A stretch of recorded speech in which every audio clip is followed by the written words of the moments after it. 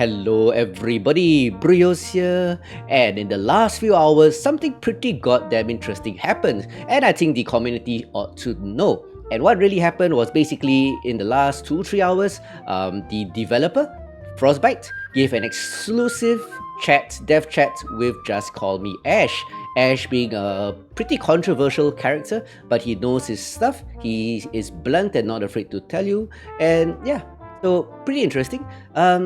Links are all in the description below. I'm going to summarize what happened during this chat. I'm not going to show you everything. It's going to be a few hours long. But definitely check out the links in the description below. All bunch of links there. But first, let's get down to the dev reveal of PGI Frostbyte. PGI Frostbyte, some of you might know, he's the 3D modeler, but he does a lot of stuff, shows great passion for the game, knows the game itself, and well, he's an all-around nice guy and a great player. Which means he's actually been in the community before he joined the game. So let's get down to the dev reveal first. And enjoy, we'll go over the new weapons, and there's also a... there's PGI Frostbyte, he's here! And it looks like a Tiyos! No, yep. Get out! No it's way. a Tiyos. It's a Tiyos. Yep, that's Tiyos, Tobos for you, one of the, well, community members that some of you know. I think he runs the Masters Challenge. Yeah, he created a dev account because he got hired by PGI. Fresh out of school, hired by PGI. Young boy, young chap, full of energy. Awesome. So anyway, nice to have somebody who loves the game actually being a developer. So he's doing a good job. And well, if you're looking for a job at PGI as an opening, just apply. What else can happen? What else can go wrong? You know? So he did it. He applied and he got the job as a developer. So anyway, that's the first reveal. And by the way, I'm going to show you this Reddit link. The link is in the description below. And I'll just go through a few things. So to summarize the whole VOD, the link is here. There's a link to Ash's account. I think it's almost a 2-hour video. Some new weapons coming in. I'm going to show you this first. And a few mechs. Yep. So map temperatures are also here. But I think most of you are pretty interested in the new weapons. It is confirmed in the next patch, the August patch, there will be some new weapons. And let's click on this to go to... Oh, that's loud. Ibo's account. By the way, you can see this is Tiyos' account. I am subscribed, so please go to Tiyos' account and give him a sub because he deserves it. Yeah, so yeah, this is taken from his account. Firstly, new weapons. You can see these are the stats finally announced. X pulse lasers, small, medium, large, in a sphere, of course. Binary laser cannon, basically 2 large lasers strapped together. You can just visualize this as an inner sphere heavy large laser, more or less. And of course, the very popular heavy assault Gauss, the Hag 20, Hag 30, Hag 40 with the respective damage.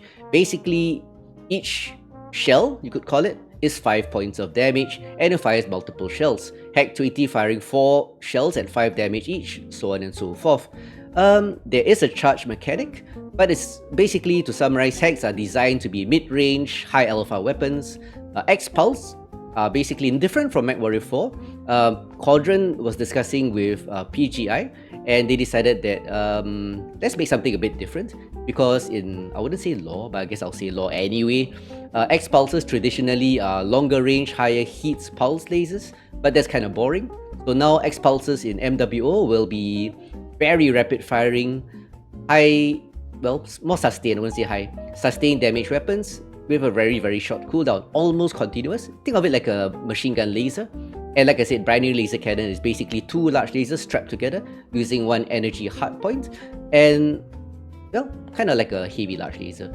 So let's take a look at a quick summary of the weapons. So here's a count. So this will be showing the X-Pulse lasers.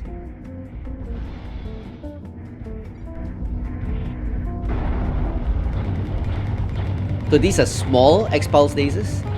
Takes a while to do damage. 8 small pulse X-Pulse lasers can be pretty devastating. Fires fast. So that's the small X-Pulse laser. Remember, link is all in the description below. You can check out the full video, it's 14 minutes. Then we come to the other one, medium X-Pulse.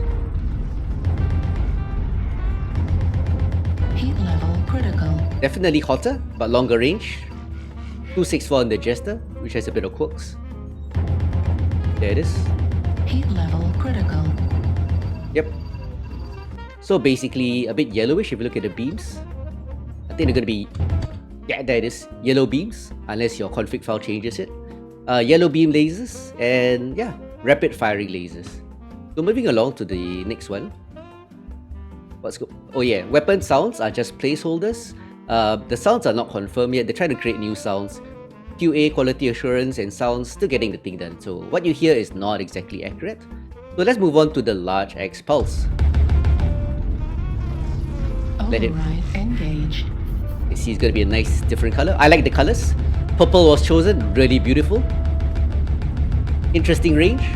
And yep, 3 large pulse lasers, X pulse lasers. It's gonna take a while for me to say it properly. Takes a while to do the damage. So that's it. X pulse lasers, basically rapid firing, low damage, sustained weapons. Pretty interesting.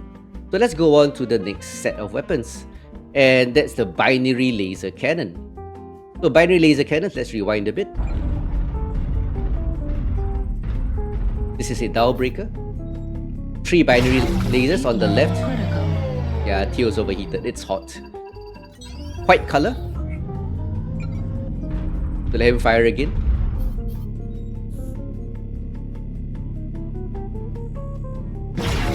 There it is. So basically something to match the, or closely match the IT clan heavy large lasers.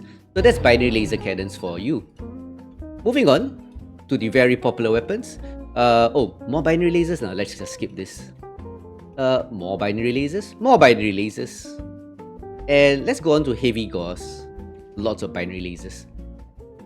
Yep, now we go to a direwolf with a heavy Gauss, or not heavy Gauss, Hag, let's just call it a Hag. Hag 20, 30, 40. Remember, each shot is 5 damage, each shell. So let's take a look. Wired. That's a Hag 40, 8 shots. Next will be Hag 30, 6 shots. And thirdly will be Hag 24 shots. Do notice the charge mechanic and the heat. So I think this will be popular. Pretty good range, 810 optimal. And very high velocity. I think it's about 2001. Pretty high. Charge time though. Destroyed. Yep. So that's the ever popular heavy assault Gauss. More of the same, I think here. 2 heavy assault Gauss 40. Let's take a look. Yep. I think he's gonna alpha both. Yep. Just like regular Gauss, you can, well, fire up to 2 together. There it is. 80 points of damage. Not much heat. So that's the new weapons, heavy assault Gauss, the X-Pulse, and the binary lasers. I think you're bringing very nice changes to the game. Yes, balance will be off the next few months. But I think what is important is that we are getting new content. Dev that really is passionate about the game and knows the game. Yep. So anyway, new weapons. And reminder, weapon sounds are placeholders. New sounds, or rather, will be coming in soon. And this is Tiyos' account. Remember, please give him a follow. I'm just showcasing stuff from his channel, which is, I feel kind of weird. But I gotta give him a shout out for that. So anyway, that's the new weapons. Also, some new mechs. Firstly, I'll show you the Executioner. This is the Executioner. It's going to be part of the Tournament Supporter Pack. Do take note, if you're experienced, you'll know there are new components. 3 energy in a heart in the left torso. A few other stuff. One thing good about Tiyos, or Frostbyte should I call him? Tiyos. Anyway, he knows the game, he knows what will break it, but he knows we need new content. So he's willing to model new stuff for us. So previously, PGI not willing to do that. So thanks PGI for hiring Tiyos. So yep, new energy hardpoint. So yeah, that's nice. So I'm just gonna breeze through. The new legendary mechs coming in. We just call it the Scaleshot because it's scaly, kind of like a scattershot kind of thing. But I think the official name is Dilophosaurus or something. That's dinosaur name. So basically, lots of missile hardpoints in the side torso. 3 per side torso. So that's pretty unique. It's going to be a fast-moving missile Viper. And there's other stuff like the set of 8. I think I can find it in the here, somewhere in here. Instead of set of 8, this is going to be set of 4 and 6. Yeah, you guys can find it yourself somewhere in here. I'm too lazy to find the timestamp. So, but basically, with the Viper, the legendary Viper coming in, there'll be a set of 4, a set of 6, and a set of 8. So you can take 4 Omnipods from the legendary Viper, put it to another mech, and like the Medusa, for example, or Viper Prime, whatever you wish, and you get the set of 4 bonuses. Pretty interesting. More details will be out in the future. This is just a quick summary. You can find it in the VOD somewhere. There it is. I found it. Silly me. So there it is. 4-piece Omnipod bonus. So with just 4 pods, for example, if you take the right torso, left torso, and the legs, that's 4. You put on another Viper like the Viper Prime, you get a set of 4 Omnipod bonuses. So with the 6 missile heart points, 3 per side torso on any other Viper, taken from with the 4 components from the Scaleshot. I think it is called the Scaleshot. Anyway, yep, you get missile range, missile spread, and velocity bonus. Not bad. Set of 6 here. So lots of different stuff you can do. So I'm glad they brought in the set of 4, 6, in addition to the set of 8. So next, we also have the Stalker, and this is what I'm hyped for. The legendary Stalker definitely is going to be one thing I like. And yes, ladies and gents, let me introduce you to the War Emu. Yep, Australian-based Stalker, so you can already guess who was the inspiration for this. And yes, it's a Stalker with 4 ballistics. And very nice pattern. So there it is. 4 ballistic Stalker. Few energy hard points, I think that's 5 energy hard points and 2 missile hard points. Not much quirks, doesn't need quirks at all if you ask me. I was actually asking for some, radar target retention something, because of the story of emus in Australia, but I guess that got shut down. But 4 ballistic Stalker doesn't need any other thing else. So gonna be lovely. Stock build I think is 4 AC fires as you see here.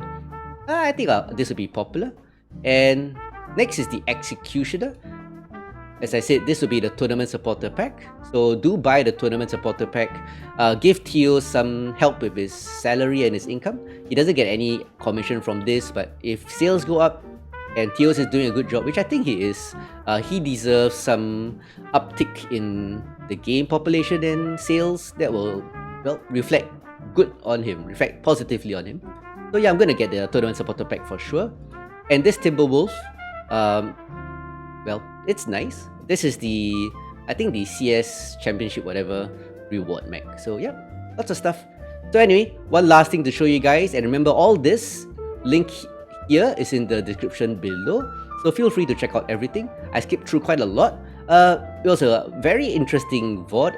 The Twitch stream itself picked out about 300 viewers.